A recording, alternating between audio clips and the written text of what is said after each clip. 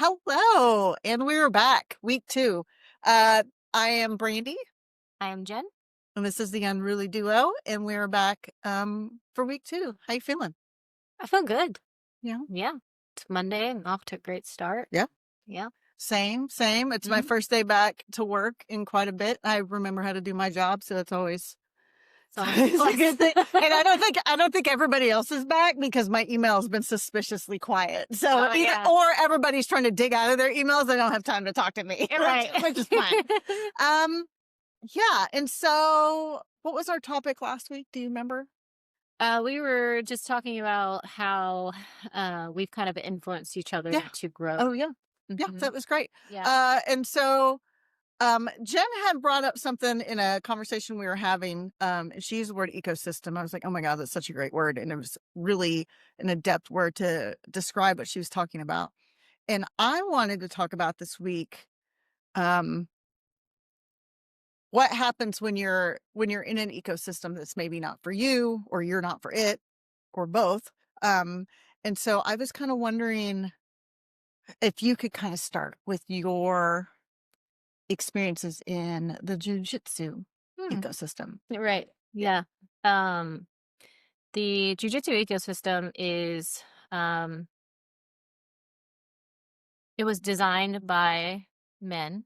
Obviously, that's the majority of the participants. And, it's still to this day a male dominated sport, although the women's community has grown exponentially. Like it's Yeah. from when I started, 17, 18 years ago, I've lost track. I mean, in the state of Oklahoma, there was maybe a handful of women training, and now Like, and you mean just training in at the all in the state of in the state, Oklahoma. but at all, like, Correct. just forget belt status, Right. just at all. Yes. And then, like, I won't hold you to this, but, like, how many women black belt do you think there are in Oklahoma? Right now, I believe there are 5, maybe 6. So we're still in single digits Yes. Yeah. Back from when then, you started almost 20 years ago, when I started back then, there were no right? female black belts. I think, And still in the state, there are 5. yeah, 5, and there's probably, I don't know, 100 black belt men. Right. Right. So the ecosystem itself is not set up for women, um, and that's neither good or bad, right? It's just the way that it was created and the way that it evolved. Um, and women coming into the jujitsu world, into a male dominated sport, um, it's a combat sport, which is, not something that comes natural to the feminines on the planet, right? That's just not in our nature. Although we do have our own wrath. Yes. I would Our say, and own fury, fierceness. Yes. right? Our own fierceness. Yeah. But it's just harder for women to get into the sport when you're outnumbered, right? It's uncomfortable to train with men and vice versa. It's uncomfortable for men to train with women.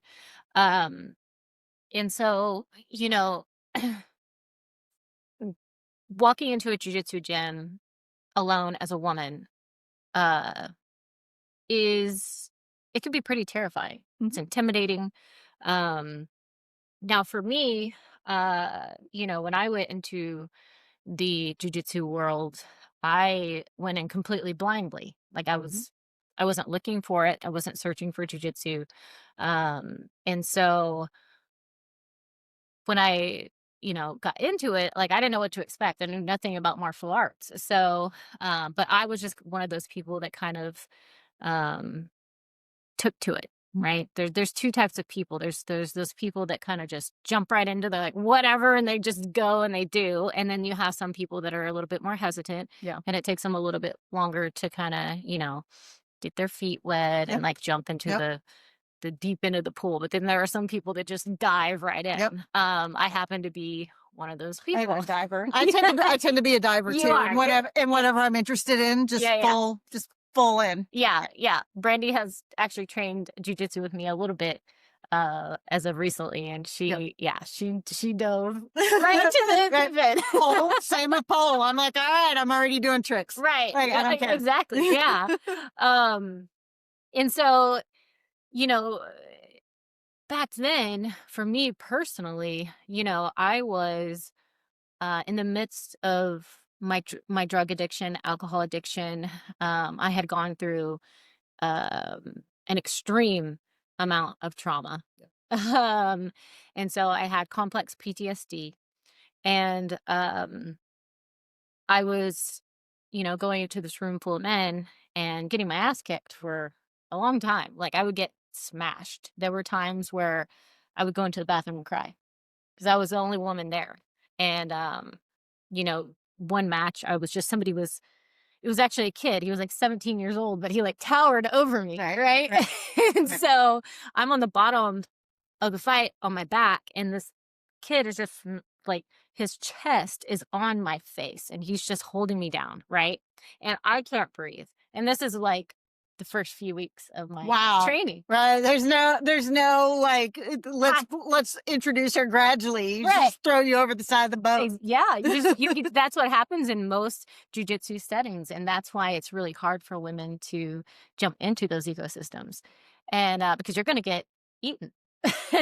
And so I don't know any techniques. I've never.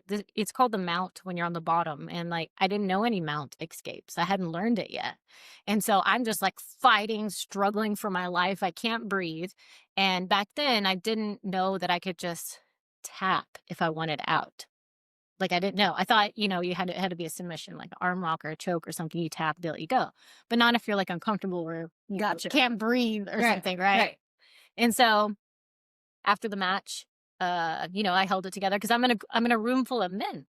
Like they're all giant testosterone filled Yes. men, right? And so I'm not about to cry on this mat in front of all these men, right? It's just not the You did not. Definitely didn't feel like safe not the space. safest place to do it. Right. I mean, it's not like anything dangerous or No, bad would but have happened to right. me, but like emotionally, it Yeah. wasn't safe. And so I I get up and I walk straight to the bathroom, like beeline to the bathroom. And I started crying because I'm like, I was embarrassed. I felt demoralized. And there was a lot of other stuff going on with my body that I didn't understand, right? Because I'm um an assault survivor, right? And so um I just remember looking at myself in the mirror, putting my gi back on, tying my belt, and just sitting there telling myself, like, that will never happen to me again. I will never, ever, ever let that happen to me again. And it didn't. That never, ever happened to me again. And when you start to make like little triumphs like that and you find those little small victories in jujitsu, like Keeps you going. that's what Right. keeps you going. Right. Yeah. There's a whole lot of elbows to the face in Oh the in the yeah. in the meantime, or whatever the move Yeah, is. yeah, But yeah, yeah. yeah, yeah, or just being murdered by Right. teenage boys, Right. you know? Um, and so I just it was never I I can't say it was very rarely pleasant, especially in the beginning of that whole ecosystem, right? Being, thrown in with the sharks, right? But I survived, Mhm. but it wasn't pleasant. There were I can't tell you how many times I wanted to quit. And like I can't tell you how many times I said, I quit. I can't do this anymore. Like I quit. And because it was like not only just, you know, dealing with being the smallest person in the room, being the only female in the room, on top of like the spectacle that people had made of me because of my profession at the time, because I was dancing in the strip club when I started jujitsu. And so a lot of people shamed me or they treated me different. I was alienated. So I'm like, I'm alienated because I'm a woman. I'm alienated because I'm small. I'm alienated because, I'm in the sex industry. Yeah. Right. And it's so like, I never fit into that ecosystem. Um, so I was kind of always on the outskirts of it. And it was detrimental to my healing process. It was detrimental to just my mental health in general. Um, but like I said, I survived. But we should be able to be inside of certain communities and ecosystems where we thrive, where we're not just surviving just to be a part Right. of a community.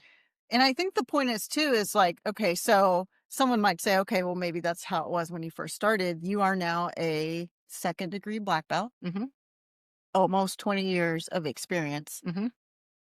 And what is your recent experience? Same. It's the same. Um, I've gone So in. you're one of, and let's remind, she is one of single digit numbers of women black belts in the state Yeah, with almost 20 years of experience. yeah. And she is still treated. It's it's not okay to denigrate somebody for their gender or their profession anyway. But at this point, you haven't worked in a strip club in over 20, Well, 20. about 18 years. Yeah, right. Yeah, Also almost 20 yeah, years. almost She 20 years. committed herself this time. Like you started teaching at some point in your career, like way before you became a black belt, right? Like Oh, you yeah, were, yeah, yeah. so she was teaching, jujitsu became her life and nothing has changed. Nothing has changed. No, it never the culture, in that sense never changed. The energy around me never changed. Because there's always been assumptions and rumors and just things that people heard and never had the courage to ask me about and just kind of took at face value and thought that's true about me, right? And so it's like it's called hive mentality, Yeah. right? and Yep. and group think. So Yep. if you're not part of that hive mentality or that group think, like you're not going to be welcome into the group. Right. Yeah. Even if you have the bona fides, even if you have the experience, even if you have the certifications, even if you're one of 5 black belts in the entire state. Right. Um, Yeah. Yeah. And so, and a lot of times too, because you think, well, because you're a black belt, uh, people aren't going to go as hard with you, right? But it's actually the opposite. Like the higher your rank is, the harder people are going to try to roll with you. Like they're going to try to like murder you, right? right. For Because then they can say they beat the black belt. they can say they beat the black belt, or they can say they beat a woman, right? Because a lot of times I've been challenged by men who think that there's no way a woman could beat them up, right? And so these men will go super hard with you Men because ruin everything. What the are you bored with your life? Go to therapy. right. You Fucking outweigh me by 100 pounds. Like, come on. Yeah. what And are I you still doing? beat you. So, What are you like, sorry, no, it's continue. okay. That's actually that mentality. I have been trying to figure out like what is it like what, but it's a personality trait, belief Type, system maybe type. type Yeah. that. Yeah. Yeah. So yeah, no, it hasn't changed whatsoever. I feel like, people actually come at me a little bit harder because I am a black belt. Because also too, like lower belts too, um, they wanna like, show you how good they are and like how much they know and things like that, which is great. I did that too going up. That's how I know that. Right. Right. When I would grow with like the upper belts, I'm like, I want them to know how like good I Right. am and all the things I know and I because you want to be complimented on the hard work that you're doing because it's hard work. And so all of the levels kind of go harder with you as you climb up the ranks in that sense. And I think one of the reasons I thought this would be really great to talk about is you had said something in a recent Substack about I think I think a lot of people do this, but specifically women I think, are more prone to, if you're in an ecosystem, even if it's not the right one for you, even if you are, I mean, being ostracized, abused, mistreated, etc., kind of put it on themselves to try to fit into Mhm.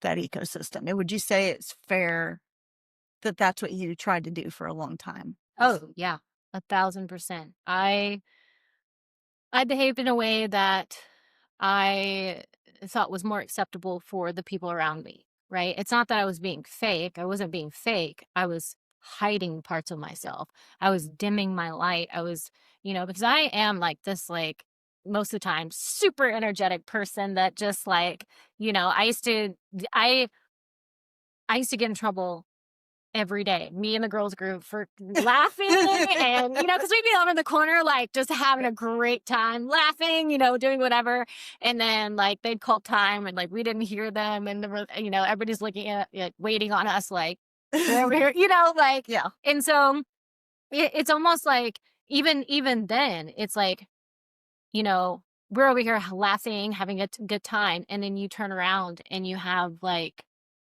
men going, right? It's like, okay. No fun, no fun allowed. Yeah. And so not only that, but it's like, you know, everybody, it's like you can't really even be a part of the conversations either. So it was hard for me to be a part of conversations because, I couldn't really talk about who I truly was as a person because who I truly was as a person wasn't accepted. Right. It was made fun of. That was the one that everybody um bullied and Judged, yeah, judged and ostracized. ostracized and made fun of. I mean, I was even made fun of by, you know, my instructors, right, that I worked side by side with, and it would be like backhanded comments or just like, you know, yeah, like when people will talk shit about you and Yep. you don't, especially when you're around them, you know, 5, 6, 7 days a week. And so I feel like for me, like my light was dimmed because every time I would like, try to shine that light or whatever you want to call it, come out of my box. Get back in. Get back in your Exactly. box. Just like every time. Yeah, every time. It was like, stop that, right? Stop that. You're too whatever it Right. was, right? And so, um, in a sense, I created this character, right? And even like on social media, I mean, it got to a point to where like before I would say this the last year, like you didn't see my skin. Like I have never shown my body online or like anything like that because I was always afraid that people were going to judge me and be like, "See, told you she was a Right. slut," or what. Even if it would have been like it's summer, so you Yeah, would naturally be in anything. shorts, or you'd naturally be in a bathing suit because you're at the pool or whatever. Right, You wouldn't. right. Yeah.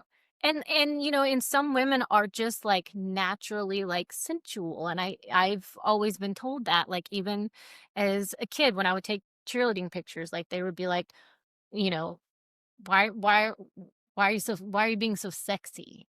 Right? I'm like, I'm not. Was it an adult? Yeah. And women too. That's So it wasn't men. It was women that were telling me this, right? And so it's well like because I mean, they'd been because they're afraid they can't express their because, sexuality. because where we're from, women, it's a sex is a no. Right. Women expressing being even unintentionally sexy, even not trying to be provocative purposely is, you don't express through your body, you don't show skin. There's very much a purity culture around here. Oh, yeah. So And through jujitsu too, I learned how to, like, shut off that part of me, like the sexy, kind of provocative side of me, um, because of my history yeah. of dancing in the strip club, being sex trafficked with which people didn't understand that that's what happened to me. It's like I didn't want to be treated like I was treated by the people who abused me in the strip club and the people who trafficked Yep. me. Because if I were to show my sexuality or be sexy or come off in that way, people would automatically assume that I think my biggest fear was that I was a prostitute, right? Because all the rumors about me were of that nature, Gotcha. right? And none of it was true because I had completely shut that part of me off because I didn't want to be dehumanized because of it. And that's what people just don't realize. And so being in that ecosystem, like I said earlier, like there's a lot of different aspects of it that was detrimental to my mental health. And it wasn't really until this year where I was just like, fuck y'all. You know what I mean? Like, Right. this is who I am. I'm not a bad person. No. I'm not doing these things that everybody's saying that I'm doing. And at the end of the day, it doesn't matter what I do. Like You know, right. Like how I could just cover up turtlenecks every day right. and pop up on social media once a day, like, hey guys, and it would be like the exact same. They would treat me the exact same way. It did. I mean, you had almost 20 years of experience in the belt to prove it, and nothing changed. Yeah, So, nobody cared. why keep twisting yourself, Yeah, breaking yourself in half to try to fit into the box that they kept trying to shove you back in? right. To make them feel more comfortable. Right. Because at the end of the day, what it boils down to is that people will hate on you. They will, you know, talk shit about you, gossip about you, make up things about you, believe rumors, make up rumors about you when, in my case, like when I'm dancing on my pole, because I'm expressing what they sexualize, right? I see it as a beautiful art. Oh my gosh, it's a trick. Yeah, To me, it's like I want to learn tricks. I'm doing yeah, tricks with yeah. my body. It's yeah, and pole is jujitsu. It's leverage, it's timing, it's natural body movements. Like it's technique. That's Right. what it is. Right. And Yep. it's beautiful. And you Yep. can add it to music and it is an art. It's an art form. But a lot of people are so afraid to express that Mhm. part of themselves that when they see other people doing it, they demonize it, Yep. right? Because that's just how they were conditioned. They either demonize it or they sexualize it when they don't understand what's actually going on, or they have a skewed perception Mhm. of the person that they're viewing. And a lot of times I think they may not even be conscious of it because it's the message that they've been getting their whole life that they've internalized that they're not even really aware of. Absolutely. Yeah. Yeah, absolutely. Yeah. Because a lot of people do not understand that what they are projecting onto other people. It's Because actually their own insecurities, their right. own how they speak to themselves, how somebody has spoken to them. Right. And And when you start to understand that, like all the stuff that people are like saying about you or how they're seeing you, when you start to understand that that is a projection of what's on the inside of them, that it has nothing to do with you, you start to give a lot less fucks about what people think. no, Because at the end of the day, like life is a reflection of who we are inside. yeah. So, you know, when I learned that, I think that's when a lot of things started to change for me. When I just kind of separated myself from like everyone's thoughts and opinions and all that. Like I just got to a point where I'm like, one, I don't have to prove myself. I'm done proving myself. I don't need to defend myself against what, Right. right? I've done all the work that I needed to do, and I'm just, that's why I'm in a place now. And with you, where we're creating our own Yeah. ecosystem. Yeah. Yeah. And then I wanted kind of a flip side, a little bit different scenario. With my art, one of the things I've always wanted to do is get into like do an art market, just the kind of markets that you guys see like on holidays or whatever. And there's one in our town and it's got a really low barrier to entry. The booth fees are really cheap and it's once a month. So I also work a full-time job. So it's not this big time commitment. Yeah. And so I did them all last year. And I just want to say at the top of this, the art market and the vendors and the people running it are wonderful. Yeah, it's a great event. Wonderful. It's lovely. It is also not right for me. And that is what I learned is it's much more of a vendor market, a consumables market. The people that really do well are the ones that are selling bread, herbal remedies, lotions, snow cones, those sorts of things. It's not for my art. If somebody bought art, it's because they stumbled on it and they happened to be in the mood and it spoke to them. It wasn't because they were looking for art in the way there are art markets where it is just artists. And this is not that. And so what do you do when you're like, well, there's nothing wrong with it. There's nothing there. It's wonderful. Yeah. But it's not right for me. And I could sense Jen and I sidle up to Jen's trying to make her eggs one morning. I'm like, all right, we need to talk about this. She's like, God damn it. I just woke up. And I was like,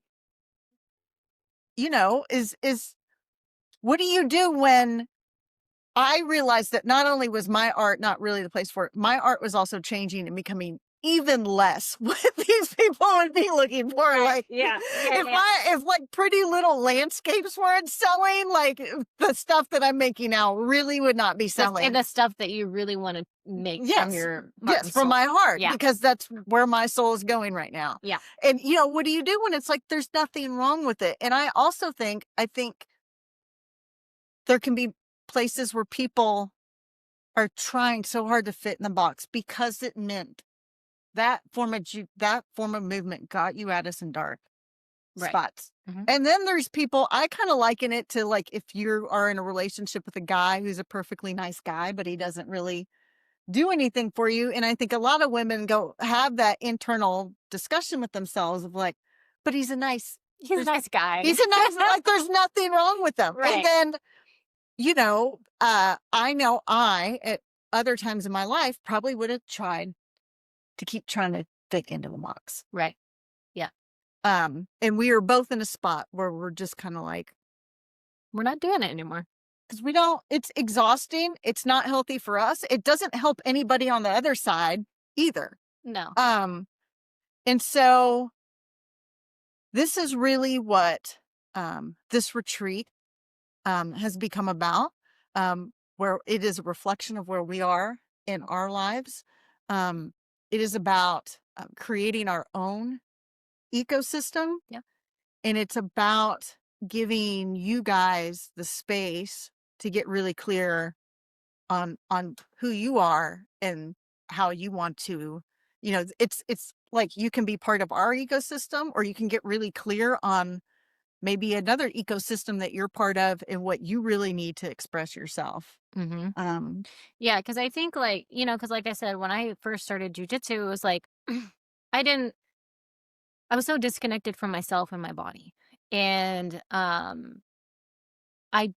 was a lot going on with my body and my mind that I just, they weren't connected and I didn't understand. And the reason why is because there was so much chaos around me, right? And so I was just flooded with constant chaos.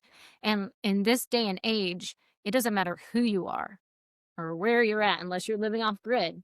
Just an onslaught. You are surrounded by chaos. And because of that, we lose touch with that internal dialogue that we have with ourselves, right?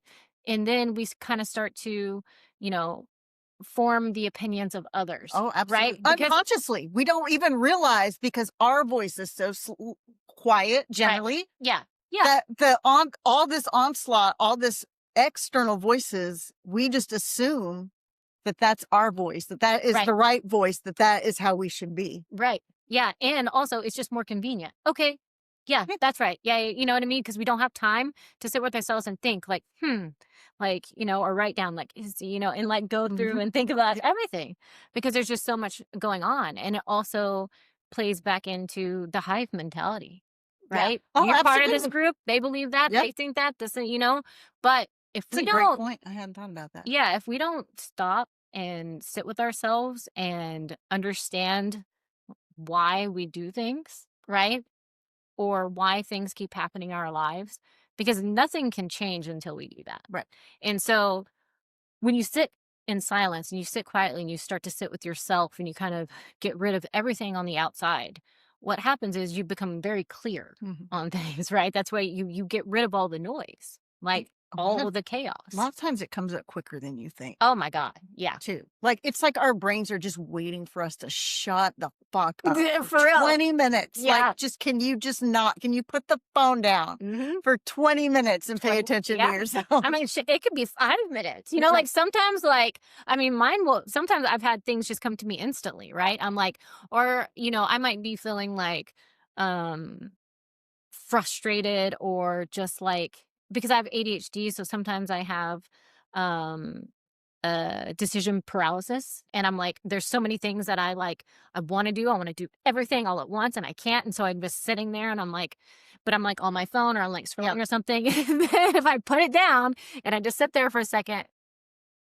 it comes to me. I'm like, okay, you need to go do this. Right. Right. Because I'm able to turn off the chaos, Right. turn off all the noise. And that allows me to make better decisions. Yeah. And it's also in a safe space. So we're creating an ecosystem that is um we're trying to remove some of the barriers that we have felt in the ecosystems we've tried to be in. So we're creating this safe space where you can be yourself and you can process. So yes, it's a silent retreat. There'll be large pockets of silence. We will have breaks, and but it's also a safe, like, it's kind of like a cocoon, right? Like that you can process and kind of figure out what's right for yourself, what your voice is trying to tell you. Mhm. I mean, the older I get, the more I realize how many of my beliefs about myself or what I could do was just like stuff that I've just heard my whole life that I can't even necessarily pinpoint, like, oh, this was a parent, this was a teacher, this is whatever. It's just like societal stuff that when I really sat down and thought about it, I was like, I don't believe that, or I don't think that, or I don't even know where that came from. Mhm. Um, But that belief is directing yes, your but yes, life and your yes, decision making, right? yes, Yeah. yes. I believe And how you present yourself and that I express yourself. Yeah. absolutely that I've never thought about if I really believe it or not, because it's been repeated so many times, it's so loud in your head. Right. Because I mean, I also I kind of want to go back to the point of our, for whatever reason, how humans were made in our consciousness, and maybe it's a woman thing. If you're a guy and you don't have this issue, like, comment below and let us know. But I know for me, my voice is really quiet. And so it gets really easily drowned out. Mm. Mhm. Right. Yeah, Um, by, all the external, yes. yeah. Mhm. To the point where I don't even it took a really long time to realize what my voice sounded like. Mm. And that took a lot of quiet time. Right. Oh, yeah. Yeah. I mean, how else are you gonna do it? Right. How else are you gonna do it? Yeah. You know? Like, silence is it's a powerful tool, but it's one of those things, like, it's simple, but it's not easy. Yeah. Right? And so that's why we wanna make this retreat as comfortable and fun as Yeah. possible, Yeah. right? Yes. So, that's why we incorporated the, Like, scream session. yeah, You scream know? session, Yeah. the art, the yoga. Yeah. It's, near water. There's a Uh, hot tub, yes. we're gonna be in the middle of nature, in the middle of nowhere. There's games you can play, like interactive Yeah. games and stuff like that. So there's a lot to do. Like, you're not just gonna be sitting around, like, meditate Right. like a Yeah. monk. Right. Yeah.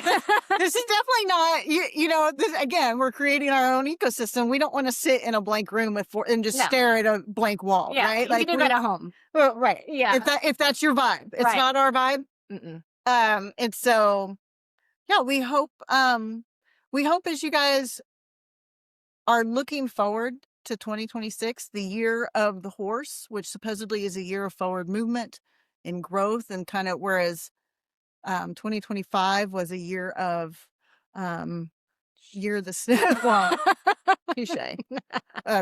Shit. But yeah, it's supposedly the year of the snake, of like shedding, having to shed a lot of stuff, and getting out of bad and negative ecosystems. Shedding versions of Yeah. ourselves, shedding things that no longer serves us. Yeah. Right. Yep. And this is all about movement. And this, we think, is a really great way to help get really clear on how you want to move for you. That's your voice. That is what is true to you. And we have this ecosystem that supports that, whatever that is. Mm-hmm. Yep. And again, this is for men and women. Couples can share the suites if they want. Yep. There's bunk beds, and there's also a day pass. So if you don't want to come to the whole retreat, you can just come down for the day. Yeah. Mm-hmm. And we will put links below as usual. And we'd also, this is our second one. We'd love to kind of know you guys' thoughts as you're watching it. Does this resonate with you guys? Are there any particular topics that you think would be interesting for us to discuss? I've got a line on a couple of people that we will be interviewing as we go on into the year. Yes, we have a list of people that we're working on. Yeah. Mm-hmm. So give us your feedback. Let us know. And I think that's all I got. You got anything else to say? I don't think so. All right. Yeah. Cool. Mm-hmm. Thanks, guys. Yep. Bye. Wait. Oh yeah. No, you have to do that here. It's like this. Here, the kids these days, we can't do the heart like the kids these days. Like that? No, so take your second finger and that's like perfect though. Look at it. I know, right? Okay.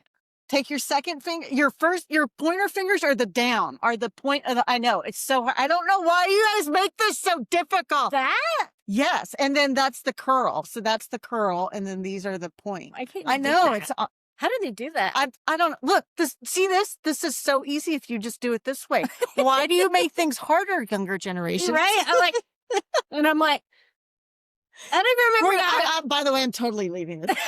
I'm sorry, everybody. Okay, bye.